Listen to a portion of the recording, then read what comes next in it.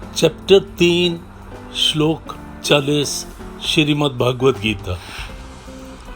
श्री भगवान बोले, इंद्रियां, मन और बुद्धि इस काम के वासस्थान कहे गए हैं। यह काम इन इंद्रियां, मन और बुद्धि के द्वारा ज्ञान को ढककर बेईमानी मनुष्य को मोहित करता है। समस्त क्रियाएं इंद्रियों, मन और बुद्धि से ही होती हैं। ये चारों कर्म करने के साधन हैं और यदि इनमें काम रहता है तो वे प्राथमिक कर्म नहीं होते।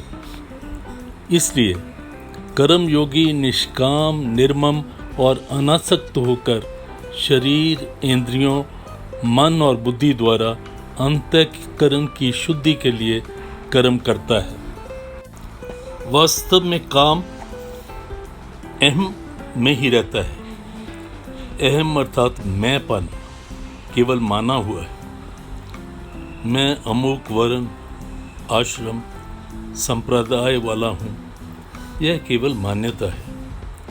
मान्यता के सिवाय इसका कोई दूसरा प्रमाण नहीं है। इस माने हुए संबंध में ही कामना रहती है।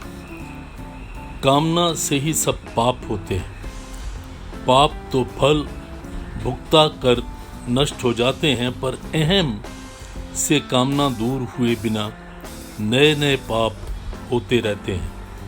इसलिए कामना ही जीव को बांधने वाली है। जगत में कामना ही एकमात्र बंधन है, दूसरा कोई बंधन नहीं है। जो कामना के बंधन से छूट जाता है वह ब्रह्म भाव प्राप्त करने में समर्थ हो जाता है। कामना उत्पन्न होने पर मनुष्य पहले इंद्रियों से भोग भोगने की कामना करता है। पहले तो भोग पदार्थ मिलते नहीं और मिल भी जाएं तो टिकते नहीं। इसलिए उन्हें किसी प्रकार प्राप्त करने के लिए वह मन में तरह तरह की कामनाएं करता है। बुद्धि में उसे प्राप्त करने के लिए तरह तरह के उपाय सोचता है। इस प्रकार कामना पहले इंद्रियों को संयोग जन्य सुख के प्रलोभन में लगाती है, फिर इंद्रियां मन को अपनी ओर खींचती हैं और उसके बाद इंद्रियां और मन मिलकर बुद्धि को भी अपनी ओर खींच लेते हैं।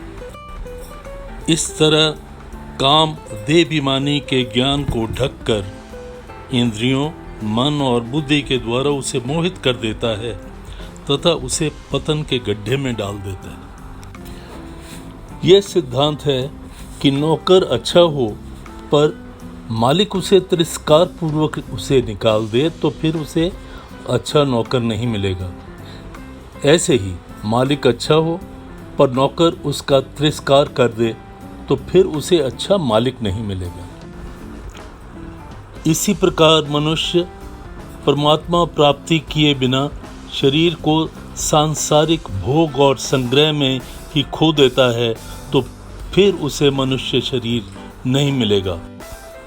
अच्छी वस्तु का तिरस्कार होता है अंतःकरण अशुद्ध होने से, और अंतःकरण अशुद्ध होता है कामना से।